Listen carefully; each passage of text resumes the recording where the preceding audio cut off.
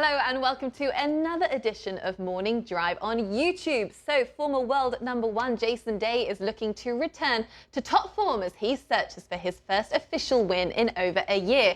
He recently spoke to the media ahead of his start at the Mayakoba Golf Classic and made these interesting remarks. He said, "I've never really understood peaking because I never really had someone tell me how to peak for a tournament. I'm like, yeah, hey guys, here, talk about peaking for a tournament.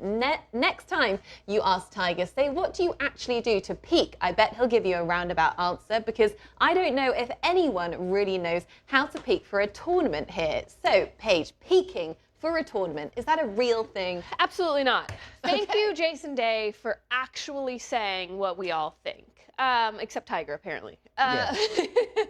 But to me, peaking is about other sports and like distance running, for example. I had roommates in college that were distance runners, and they physically were able to peak. You work hard, you break down your body, and then you lighten up, and then you are able to get faster. You can't do that in golf. You don't know how to peak in golf. But can't you peak? Didn't Jack peak for the big events? 18 wins in majors, 19 runner-ups, Tiger, 15 major championships. I think the best of the best, Tom Brady, 6 wins, 3 losses in a Super Bowl. Michael Jordan, 6-0 in the NBA Finals.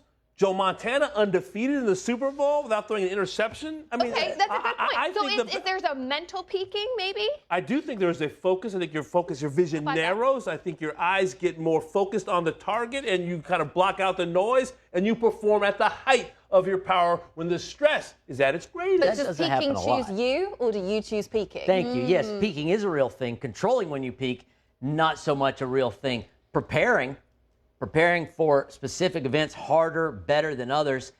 And if you do peak or you do play well, you're better prepared. And if you don't play well, you're still better prepared to do the best you can with what you don't have for certain events. Now, you can't do that every single tournament. It just doesn't work like that. You would fry your brain. But the way Tiger and the way Jack did it for majors, they seem to peak in some of the majors. 2000 U.S. Open for Tiger is that was peaking. That's the height of peaking. The peaking of all time. He was very prepared. It's the peaking of all time. They're also different. Who knows what they do, but they just happen to peak at that time, 97. They've got the luxury to focus on that as well. Most professionals don't have the luxury to Jason Day is absolutely dead on. You can prepare differently. You can try things different. You can be better prepared to handle whatever situation comes your way. But to say, I'm going to play my absolute best at week X, it's not possible. Because everyone would do that. Sure. Rory would have won the Masters 5 years ago if he could choose to do that. But I always remember something Tommy Fleetwood said to me. He said, sometimes I go up onto the range before the tournament and sometimes I'm hitting a draw, sometimes I'm hitting a fade, so I just adapt my game depending on what I'm hitting that day. It's almost like you don't have that much control over how you perform that day. Welcome to golf. Yeah, true. Whether you're an 18 handicap or professional golfer, that much is the same, is that you have to play with what you show up with. Yes. I'm intrigued, though, to think about it from a mental peaking perspective. Yeah, I think there's a kind of a sisterhood or brotherhood between peaking and the zone. I think there are moments in sports specifically, and I can even recall in my limited athletic career in high school playing basketball, and the ball would leave my hands, and the next thing I remember, I was running down the court, and the ball had swished into the net a couple of times. I felt that feeling of absolute discomfort, unconsciousness. And even beyond that, when I played intramurals in college, there were moments when you were just absolutely cruising, and you felt like you were at the peak of your athletic prowess. But you didn't know that was going to happen before the game started, though, did you? I did not know. It's not something that you mentally prepared for or you physically prepared for. It just happened to happen that day because it's just the way it went. And for everything we had heard, because we talked, Janella last week talked to David Lueders, who's now caddying for Jason Day, that preparation was going great and everything feels good and I'm looking forward to good things. And he said, I want to get back to /1. He shows up at Mayakoba, a newly selected President's Cup team member, which we knew he was going to get anyway, but now it's official, 70-77. So that's the opposite of peaking. You know that he felt like he wanted to move forward. He wanted to have good vibes going into the President's Cup, going into 2020. This would have been a nice start. Zozo would have been a nice start after winning the Skins game. He T22 there. He didn't really do anything special. So sometimes, and I also think of Justin Rose at Augusta. He set himself up so hard to prepare to peak at Augusta, and I don't remember the exact first round, but it was in the right around 80 for Justin Rose and shot himself out. of it. So you can over-try, you can under-try. You will peak eventually, hopefully. My peak hopefully still in the future ahead of me. I doubt it. But it just happens when it happens. Don't you think Brooks Koepka has kind of found the formula, at least for him, to peak in the major championships? I don't think he peaks. I think he knows he's better than everybody else. Okay. And I think that's what gets the most out of him. Because it doesn't show up in the regular PGA Tour events. See, peak to me is like everything is clicking. It's not I'm grinding this out and still in the mix because everyone else is going to kind of choke and fall away and I can do things they can't. Peaking is out there and golf seems easy. It seems second nature. You don't have to think about it. Like it did in that first round at Bethpage Black alongside Tiger Woods. It looked easy for Brooks Koepka. The first round of Augusta last year. Final round Shinnecock.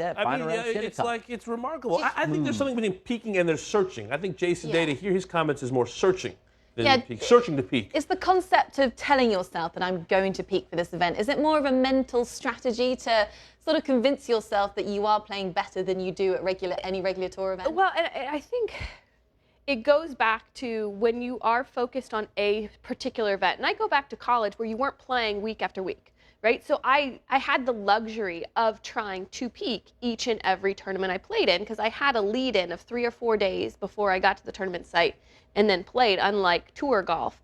And that's what it was. It was a mental preparation. It was a mental peaking. It was visualizing that golf course, visualizing myself holding a trophy, doing all those things. So I actually am changing my mind as far as mental peaking for particular events because you can mentally go through those steps for weeks ahead of time. Totally agree. You can kind of set the table in the best way you can, what you eat, how you practice, where your mind is, whether it's meditation. But you're doing that so you can hit your peak, make it more likely that you peak, whether it's telling yourself sweet nothings, whether it's doing extra weight work or gym work or hitting balls, whatever it is, you're doing everything in your power to set the table that when it is needed the most, you're able to call upon it and perform at the height of your power. But that is exactly what Justin Rose did, and he missed the cut at the Masters. We wouldn't say he peaked at the Masters. Everything that you're describing, and I think you agree, Robert, is preparation. Preparation to peak. It's to hope peaking. you peak. And worked at the Olympics. That you can get the most out of yourself that you can. Yes. But there's no guarantee that you're going to peak. Like the sprinters, they're guaranteed that they're physically going to be their best on this given day, barring some crazy injury or sickness. But golf isn't like that. You can't really do it. You can only try to do your best. You can mentally peak and physically fail. Yeah. That's true. Oh, that's or my the way whole around. I feel like my whole life. You mentally fail and physically peak? No, I can't. Tough to do. No. Brandon Todd is peaking. He definitely didn't prepare for this. Well, it's a good That's point. the reality of the vast, overwhelming majority of professional golfers. I mean, we're talking Tiger and Brooks.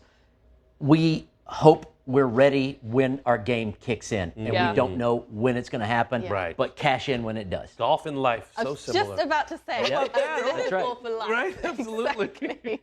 Well, if you enjoyed today's conversation, make sure to subscribe to Golf Channel's YouTube page for more, and tune into Golf Channel and Morning Drive every day for the latest golf news.